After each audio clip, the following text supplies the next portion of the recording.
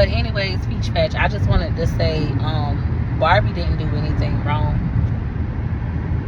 What's this one? She told me, like, but I had already bleached wood clothes and we was already having War 3 before she even seen his messages. And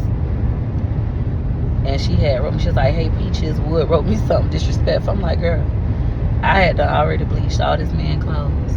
Like, we already going through it. I've never had nobody do that. I've never had nobody say, your husband or your man tried to talk to me. It was real disrespectful. Like, I've never met anybody like Barbie. I feel like Barbie is an angel on earth. She has such a big heart. Even like from when I let myself go, like when my hair go to looking like this, her write me like, Peaches, girl, it's time to get your hair done. Peaches, like, she's still just so nice and sweet. But when this happened, I couldn't look at Barbie. I felt dumb and pitiful. Like, I had to unfollow her on Instagram. Mind you, she didn't do nothing to me. She did everything right. Like, this is the first time in my life I'm experiencing something like this where somebody's just good to me, just good to me.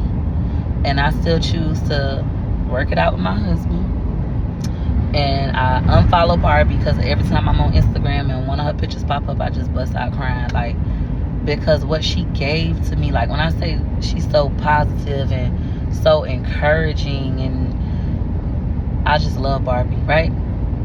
So for this to be like transpiring was hard for me. And then I didn't have no hair anyways for her to braid at this point. I done cut all my fucking hair off. My sister Takashi, one day I reached out to my sister Takashi and asked Kashi to do my hair. And me and Kashi started talking. Like, I don't have friends, so I don't really talk to people. Me and Takashi started talking, and I was telling her like about this situation. And I know like how I feel about Barbie. I love Barbie. She didn't do nothing wrong to me. I know she didn't do nothing wrong, but my sister was like, you need to let her know that. Like, that's not right. You need to let her know. And go back and start getting your hair done by her. She did a good job. She didn't do anything to you. Like, she a real one. You don't lose real ones. And I ended up finally booking an appointment with Barbie, and we finally like talked about it. And she was like, I know I didn't do nothing wrong. I didn't know what was going on. But that hurt me. That hurt me. I always ask him why. I felt like he was purposefully trying to break me. He said he wasn't, but that's how I felt. That's how I still feel. I go back to that day often, and it wasn't until recent. That day, it took something out of me. Like, before that happened, I felt like I was invincible. I felt like I had conquered so much. I conquered like the childhood trauma shit. I done conquered having money and being broke and having to get it out of zero. I overcame the homelessness. I done got saved again. At Wawa gas station, I ain't living crooked no more. Like, I'm on a straight and narrow path. And everybody out there attack me, and I'm able to like defeat all of these attacks. But this is where I'm weak at. This. And when that happened, I was not prepared.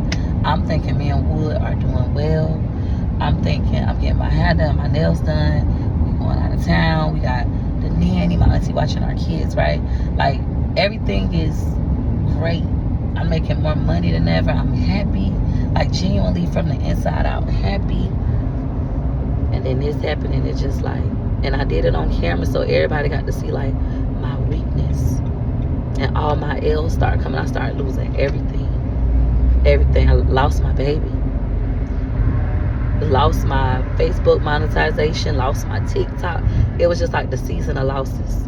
It's like, bitch, we're in a season of losses. Y'all can go on my Facebook. I wrote this. I'm in a season of losses. But I will tell y'all this. It's all about what you think in the end, because that morning when I woke up, y'all got to see me on TikTok that morning a few weeks ago.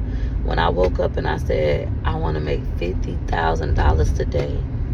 I want to make $50,000. She's back, baby. And my TikTok got banned that same day, got deleted that same day. And I still didn't let that break me. I said, she's back, baby. You know, God got to test the product. I'm not going to let this defeat me.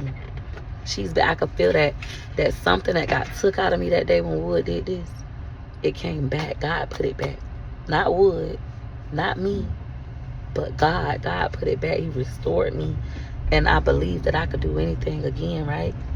And then now I'm having all these other attacks out of nowhere. Like, it's just back to back. I feel like I can't come up for air. This shit starting to eat me alive. Like, I'm at Disney World with my kids. I ain't tell nobody to fight my mama. And here we go, my whole family just, Peach, fuck the peach patch, fuck peaches, war is war. And I have not mastered not going to war. Look at what kind of family I come from. Bitch, I've been going to war my whole life. And I'm not done. I'm not done. God, if this is a test, I'm failing it.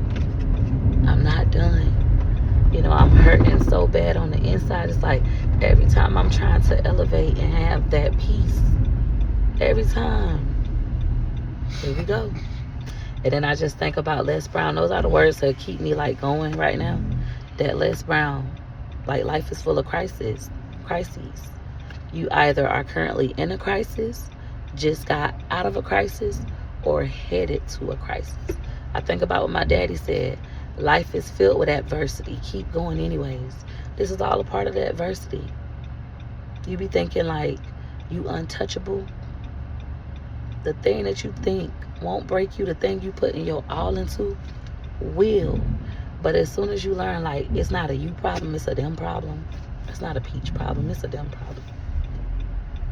Like, you'll be okay. And you got to remind yourself this, like, because your mind going to continue to play the tricks when the other attacks come. I think about the past. Would always say that you got to go all the way back to the past. I go all the way back. I start analyzing every single situation, every single angle. For those of you wondering, like, well, how you still with him?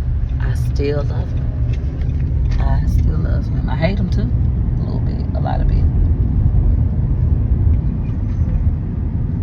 But I still love him. I don't know why. I try to leave him. And try to get it together. I remind myself that I'm not perfect. I remind myself that he's trying. And here we are.